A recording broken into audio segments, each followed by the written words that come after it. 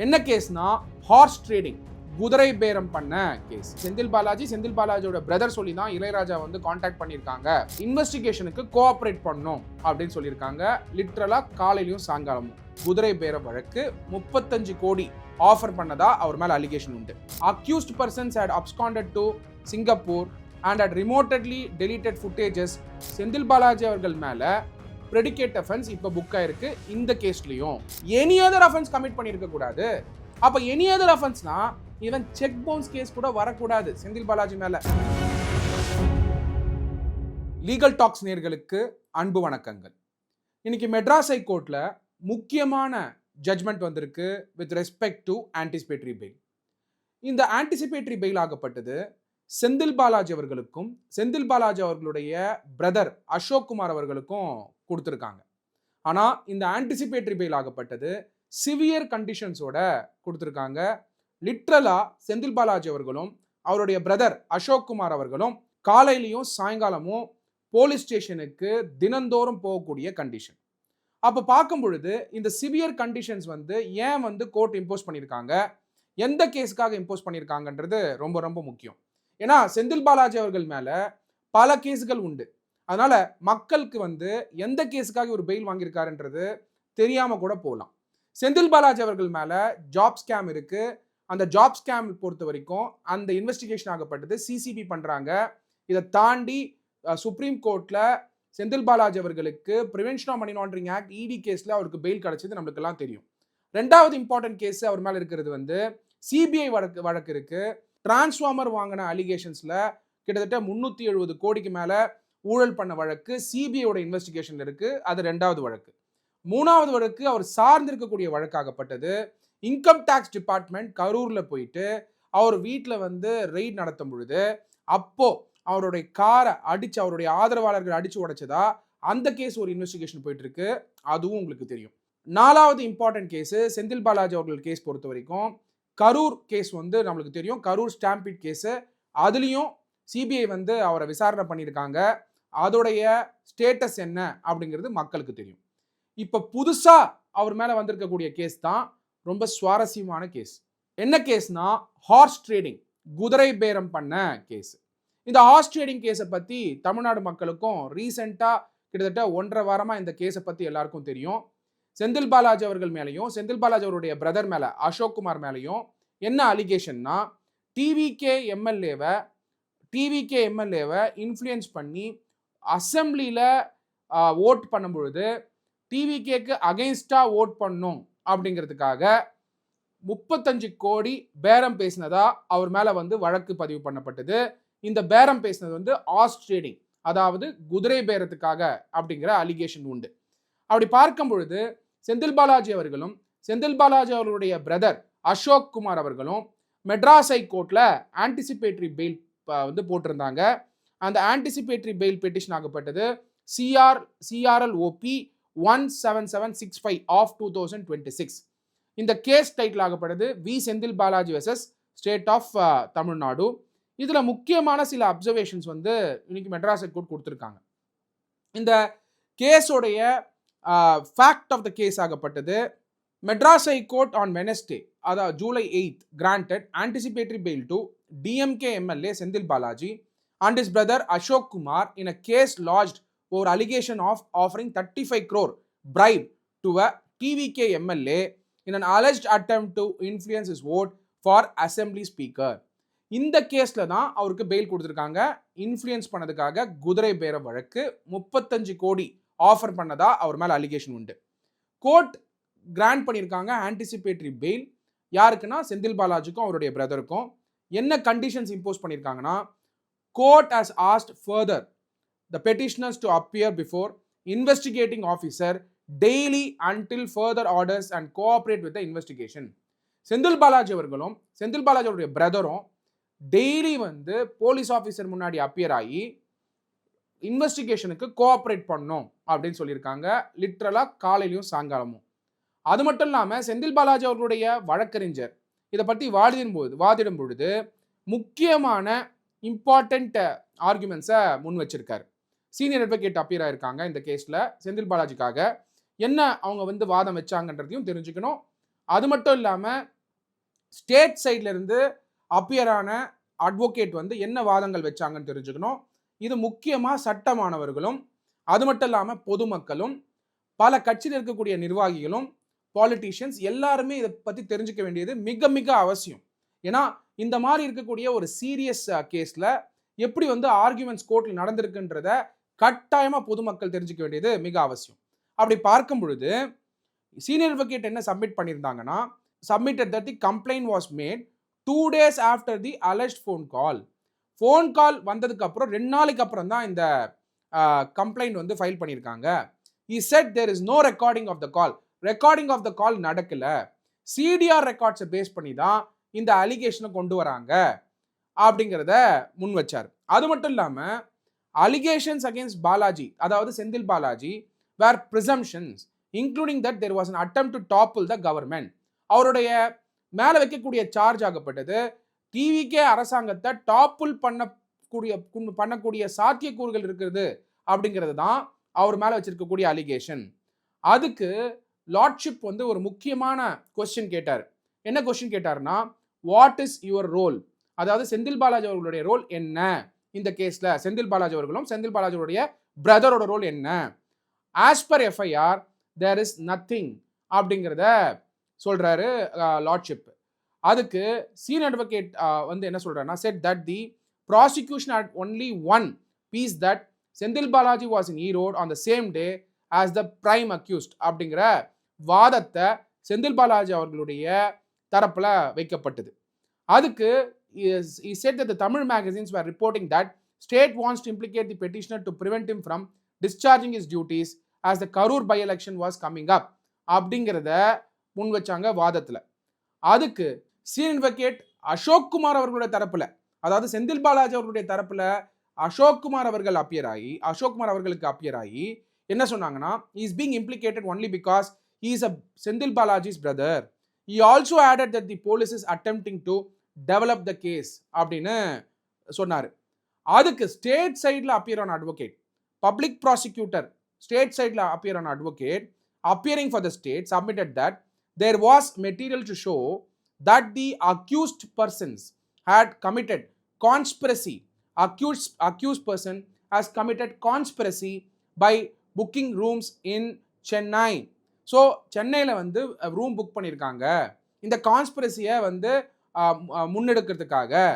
he said that the accused persons had absconded to Singapore and had remotely deleted footages which the prosecution is trying to retrieve now அப்படிங்கிறத சொல்கிறாங்க.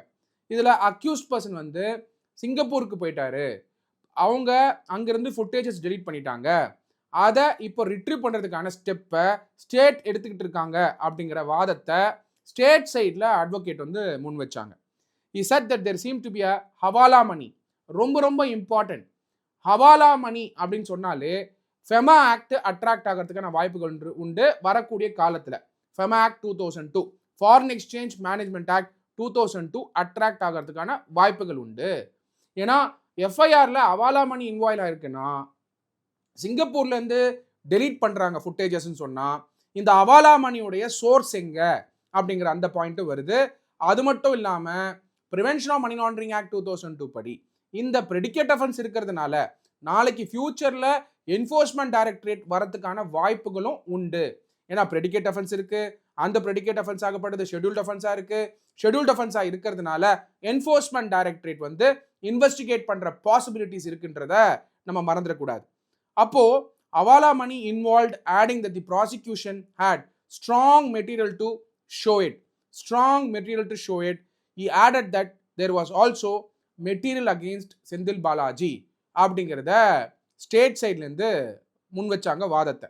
அது மட்டும் இல்லாமல் இந்த கம்ப்ளைண்ட்டை யார் வந்து ஃபைல் பண்ணா அப்படிங்கிறதையும் ஸ்டேட் சைடில் வந்து முக்கியமான பாயிண்ட்ஸாக வச்சாங்க. இந்த கம்ப்ளைண்ட் ஆகப்பட்டது ஜூன் 26 இந்த கம்ப்ளைண்ட் ஃபைல் பண்ணப்பட்டிருக்கு. The complainant Ilaiyaraaja had given a complaint in the Triplicane police station alleging that he was contacted over phone by a person named Tirunavakarasu who informed Ilayaraja that a major political party would be moving a resolution against the speaker in the assembly and urged Ilayaraja to vote in their favor. It was submitted that Ilayaraja was offered 35 crore for the same and he was threatened with dire consequences if he did not act in a particular favor. இதை on July 1ஆம் தேதி என்ன நடக்குதுன்னா 3 பீப்புளை வந்து arrest பண்ணுறாங்க by the police in the connection of the case. The police later said that as per the investigation, Ilaiyaraaja was contacted at the behest of Senthil Balaji. Senthil Balaji அவர்கள் சொல்லி தான் இளையராஜா அவர்களுக்கு கால் பண்ணாங்க அப்படின்னு. அது மட்டும் இல்லாமல் செந்தில் பாலாஜியோட பிரதர் சொல்லி தான் இளையராஜா வந்து கான்டாக்ட் பண்ணியிருக்காங்க அப்படிங்கிறத முன் வச்சாங்க. அது மட்டும் இல்லாமல் in his plea seeking anticipatory bail, Senthil Balaji argued that even as per FIR, he has not been named as an accused. FIRல accused இல்ல. It was argued that he was dragged into the matter by a later political extension of the FIR story, not by any fact found in the FIR itself. Senthil Balaji இதை தாண்டி argue பண்றாரு. There is no material to show that he has contacted Ilaiyaraaja, sent any message, authorized the caller, met the complainant, deputed any person, arranged or handled any money, issued any threat or participated in a conspiracy. Thus, it was argued that there was no essential link between him and alleged crime. அப்படின்னு செந்தில் பாலாஜி வந்து வாதத்தை முன் வச்சிருக்காரு. But state சைடில் வச்சிருக்கக்கூடிய வாதம் தான் ரொம்ப ரொம்ப இம்பார்ட்டன்ட் வாதம். இதை பொதுமக்கள், தமிழ்நாடு மக்கள், சட்ட மாணவர்கள் எல்லாரும் கட்டாயமாக தெரிஞ்சுக்கணும். இது செந்தில் பாலாஜி அவர்களுடைய வாதம், எப்பயுமே டிஃபென்ஸ் சைட்லேருந்து வைக்கக்கூடிய வாதம். பட் ஸ்டேட் சைடில் இருக்கக்கூடிய எவிடன்சஸ் என்ன அப்படின்னு பார்த்தீங்கன்னா 3 பேர் அரெஸ்ட் ஆயிருக்காங்க, கால்ஸ் வந்து போயிருக்கு, சிடிஆர் ரெக்கார்ட்ஸ் இருக்கு. அது மட்டும் இல்லாமல் சொல்லக்கூடிய டேட்டில் செந்தில் பாலாஜி அவர்கள் ஈரோட்டில் இருந்திருக்காரு. இதை தாண்டி ரூம் புக் பண்ணியிருக்காங்க சென்னையில் டு பிரிங் திஸ் கான்ஸ்பிரசி அப்படிங்கிறத ஸ்டேட் வந்து சொல்லியிருக்காங்க கோர்ட்டில். ஸ்டேட் சைடில் அட்வொகேட் சொல்லியிருக்காங்க கோர்ட்டில். இதெல்லாம் தாண்டி அவாலா மணி இதில் இன்வால்வ் ஆகிருக்கிறதும், சிங்கப்பூர்ல இருந்து இந்த ப்ராசிக்யூஷன் வைக்கக்கூடிய சார்ஜ் என்னன்னா, சிங்கப்பூர்ல இருந்து ஃபுட்டேஜஸ் டெலீட் பண்ணதை இப்போ ரிட்ரீவ் பண்றதுக்கான ஒர்க்கை பண்ணிட்டு இருக்காங்கன்றதையும் முன் வச்சிருக்காங்க ஸ்டேட் சைட்ல இருந்து. இதுல இருந்து புரிஞ்சுக்க வேண்டியது என்னன்னா, சட்டமானவர்கள் எல்லாருமே இப்போ செந்தில் பாலாஜி அவர்கள் மேல ப்ரெடிகேட் அஃபென்ஸ் இப்போ புக் ஆயிருக்கு. இந்த கேஸ்லயும் ப்ரெடிகேட் அஃபென்ஸ் இருக்கிறதுனால இந்த ப்ரெடிகேட் அஃபென்ஸ் ஆகப்பட்டது ஷெட்யூல்ட் அஃபென்ஸ் தான். ஏன்னா இதுல குதிரை பேரம் வழக்கு இருக்கிறதுனால குதிரை பேரம் வழக்காகப்பட்டது.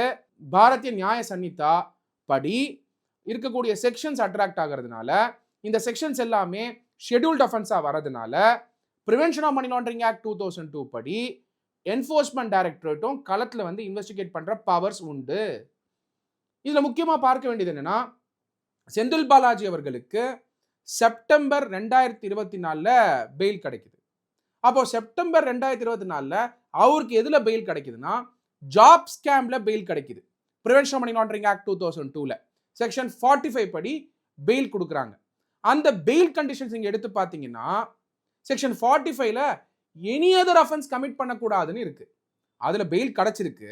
ஆனா பெயில் கண்டிஷன்ஸும் inherent bail condition as per section 45 of the prevention money laundering act 2002 any other offence commit பண்ணியிருக்க கூடாது. அப்ப எனி அதர் அஃபென்ஸ்னா ஈவன் செக் பவுன்ஸ் கேஸ் கூட வரக்கூடாது செந்தில் பாலாஜி மேல. அப்போ எனி அஃபென்ஸ் அப்படின்னு சொல்லியிருக்கும் பொழுது prevention of money laundering act 2002ல வரக்கூடிய அஃபென்ஸ் கிடையாது. எனி அதர் அஃபென்ஸ்னா பிஎன்எஸ்ல எந்த ஒரு செக்ஷன் அட்ராக்ட் ஆனாலுமே பெயில் வந்து கேன்சல் பண்ணப்படும் அப்படிங்கிறது தான் section 45 of the prevention of money laundering act 2002 உடைய சாராம்சமே. அப்படி இருக்கும் பொழுது செந்தில் பாலாஜி மேல பாத்தீங்கன்னா அடுக்கடுக்கா கேஸ் வந்துட்டு இருக்கு. இப்ப சிபிஐ வழக்கு இப்ப போயிட்டு இருக்கு, டிரான்ஸ்ஃபார்மர் வழக்கு, இப்ப பாத்தீங்கன்னா இந்த குதிரை பேரம் வழக்கு போயிட்டு இருக்கு. அப்போ வரக்கூடிய காலத்துல section 45 of the prevention money laundering act படி அவருக்கு ஆல்ரெடி ஜாப் ஸ்கேம்ல பெயில் கொடுத்திருக்காங்க. அதாவது டிரான்ஸ்போர்ட் மினிஸ்டரா இருக்கும்போது ஜாப் ஸ்கேம் பண்ணது மேல பெயில் கொடுத்திருக்காங்க என்ஃபோர்ஸ்மெண்ட் டைரக்டரேட். செப்டம்பர்ல தான் அவர் வெளியில வராரு. அப்போ அந்த பெயில் கண்டிஷன் ஆல்ரெடி ஸ்ட்ரிக்டா இருக்கிறதுனால இப்போ இந்த அஃபென்ஸ்லயும் அவர் வந்து கமிட் பண்ணிருக்கக்கூடிய பாசிபிலிட்டிஸ் வந்து இருக்கக்கூடிய சாத்தியக்கூறுகள் இருக்கிறதுனால இப்போ இன்வெஸ்டிகேஷனுக்கு கோஆபரேட் பண்ணணும்னு சொன்னதுனால அப்போ ஃபியூச்சர்ல செக்ஷன் 45 படி அவருக்கு பெயில் கிடைச்சிருக்கிறது என்ன ஆகும் அப்படிங்கிற லீகல் கொஸ்டின் வருது. 2 பாசிபிலிட்டிஸ் எமர்ஜ் ஆக வாய்ப்பு உண்டு. செந்தில் பாலாஜி அவர்களுடைய பெயில் ஜாப் ஸ்கேமுக்கு என்ஃபோர்ஸ்மெண்ட் டைரக்டரேட் கொடுத்த கேஸ், அதாவது சுப்ரீம் கோர்ட்ல கொடுத்த பெயில், அந்த கேஸ் இருக்கிறது இந்த கேஸ்னால கேன்சல் ஆகுமா அப்படிங்கிற கேள்வி முன்வைக்கப்படுது. அதனால செந்தில் பாலாஜி அவர்களுடைய பிரச்சனை இதோட முடிய போறதில்ல. இதை தாண்டி கரூர் கேஸ்ல, கரூர் ஸ்டாம்பீட் கேஸ்லயும் சிபிஐ அவருக்கு சமன் பண்ணி அவர்கிட்ட எடுத்திருக்கக்கூடிய ஸ்டேட்மெண்ட்ஸ் எல்லாருக்கும் தெரியும். சிபிஐ இன்னும் யார் அக்யூஸ்ட் அப்படிங்கிறத இன்னும் கொண்டு வரல. இந்த மாதிரி பல கேசஸ்ல செந்தில் பாலாஜி இன்வால்வ் இருக்கிறதுனால அவருடைய பிரைமரி கேஸ், அதாவது ஜாப் ஸ்கேம் கேஸ், டிஎம்கே போட்ட கேஸ், டிஎம்கே சொல்லி போட்ட கேஸ், சிசிபி வழக்கு மேல பிரெடிகேட் அஃபென்ஸ் ஆயிருந்து அது மேல என்ஃபோர்ஸ்மெண்ட் டைரக்டரேட் செந்தில் பாலாஜியை வந்து அரெஸ்ட் பண்ணி, அது மட்டும் இல்லாமல் சுப்ரீம் கோர்ட் கொடுத்த அப்சர்வேஷனால தான் செந்தில் பாலாஜி வந்து அரெஸ்ட் செய்யப்பட்டாரு. அதுவும் அந்த இதுலயே வந்து வாங்கின பணத்தை திருப்பி கொடுத்துட்டேன்னு சொல்லி தான் பிரிவென்ஷன் மணி லாண்டரிங் ஆக்ட்ல இடி வந்து அவரை வந்து அரெஸ்ட் பண்றாங்க. அந்த கேஸ்ல பெயில் கிடைச்சிருக்கிறது. இந்த பல கேசஸ்ல அவர் பேர் வந்து அக்யூஸ்டா ஆட் பண்றதுனால அந்த பெயில் கேன்சல் ஆகுமா? அது மட்டும் இல்லாம செந்தில் பாலாஜியோட பிரதர் அசோக் குமார் அந்த கேஸ்லயும் இன்வால்வ் ஆயிருக்காங்க, ஜாப் ஸ்கேம் கேஸ்லயும் இன்வால்வ் ஆயிருக்காங்க. அப்படின்னும் பொழுது பல சட்ட கேள்விகளோட செந்தில் பாலாஜி அவர்களுக்கு குதிரை பேரம் வழக்குல 35 கோடி கொடுத்து எம்எல்ஏவை போச் பண்ணக்கூடிய அந்த சாத்தியக்கூறுகளை வந்து இந்த கேஸ்ல ரிப்போர்ட் ஆயிருக்கிறதுனால வரக்கூடிய காலகட்டத்தில் அவருடைய சட்ட போராட்டம் எந்த திசையில போக போகுதுன்றது ஒரு பெரிய கேள்விக்குறியா இருந்துகிட்டு இருக்கு. இதெல்லாம் தாண்டி ட்ரிப்ளிகேன் போலீஸ் ஸ்டேஷன்ல காலையிலையும் சாயங்காலமும் செந்தில் பாலாஜி அவர்களும் அசோக் குமார் அவர்களும் இந்த ஆன்டிசிபேட்டரி பெயில் பெட்டிஷன் அவருக்கு பெயில் பெட்டிஷன்ல வந்து அவருக்கு பெயில் கொடுக்கப்பட்டிருக்கிறதுனால காலையிலையும் சாயங்காலமும் இன்வெஸ்டிகேஷனுக்கு கோஆப்ரேட் பண்ணும் அப்படிங்கிறத மெட்ராஸ் ஹைகோர்ட் வந்து டெசிஷன் கொடுத்துருக்காங்க. அது மட்டும் இல்லாம செந்தில் பாலாஜி அவர்கள் மேல லுக் அவுட் சர்க்குலரும் கொடுத்துருக்காங்க. செந்தில் பாலாஜி அவர்கள் மேலையும் செந்தில் பாலாஜி அவர்களுடைய பிரதர் மேலையும் லுக் அவுட் சர்க்குலர் எதுக்கு கொடுத்துருக்காங்கன்னா, எந்த காரணத்துக்கு கொண்டும் வெளிநாட்டுக்கு தப்பிச்சு போகக்கூடாது அப்படிங்கிறதுக்காக லுக் அவுட் சர்க்குலர் கொடுத்துருக்காங்க. ஜென்ரலா லுக் அவுட் சர்க்குலர் எப்போ கொடுப்பாங்கன்னா, எப்போ வந்து எஃப்ஐஆர் ஃபைல் பண்ணாங்களோ அப்பயே வந்து லுக் அவுட் சர்க்குலர் கொடுக்க முடியும் as per law. Look out circular ஆகப்பட்டது எல்லா ஏர்போர்ட்ஸ்லையும் எல்லா டிரான்ஸ்போர்ட் வெளிநாடுகள் தப்பிச்சு ஓடக்கூடிய பாசிபிலிட்டிஸ் இருந்ததுன்னா எல்லா இடத்துலையுமே லுக் அவுட் சர்க்குலர் கொடுத்துருக்காங்க. இந்த லுக் அவுட் சர்க்குலர் ஆகப்பட்டது செந்தில் பாலாஜி அவர்களையும் செந்தில் பாலாஜியோட பிரதரையும் வெளிநாடு தப்பிச்சு போகாம பாதுகாக்கக்கூடிய ஒரு செயல்பாடா இது பார்க்கப்படுது. அதனால வரக்கூடிய காலத்துல செந்தில் பாலாஜி அவர்களுடைய சட்ட போராட்டம் எந்த திசையில நோக்கி போக போகுது அப்படிங்கிற அந்த கேள்வி உண்டு. ஏன்னா பல வழக்குல செந்தில் பாலாஜி இன்வால்வ் ஆயிருக்கிறதுனால பல சட்ட கேள்விகளோட அவருடைய இந்த கேசஸ் வந்து பயணம் ஆகும். இப்போதைக்கு செந்தில் பாலாஜி அவர்கள் இந்த ஆன்டிசிபேட்டரி பெயில்ல ட்ரிப்ளிகேன் போலீஸ் ஸ்டேஷனுக்கு காலையிலையும் சாயங்காலமும் அவர் வந்து அவருடைய பிரதரோட போயிட்டு இன்வெஸ்டிகேஷனுக்கு கோஆப்ரேட் பண்ணும் அப்படிங்கிறது தான் மெட்ராஸ் ஹைகோர்ட்டுடைய டெசிஷன். அதுதான் இன்னைக்கு ரிப்போர்ட் ஆயிருந்தது எல்லா பேப்பர்ஸ்லையும். மீண்டும் சந்திக்கும் வரை நன்றி. Signing off advocate doctor M Sathyakumar. நன்றி.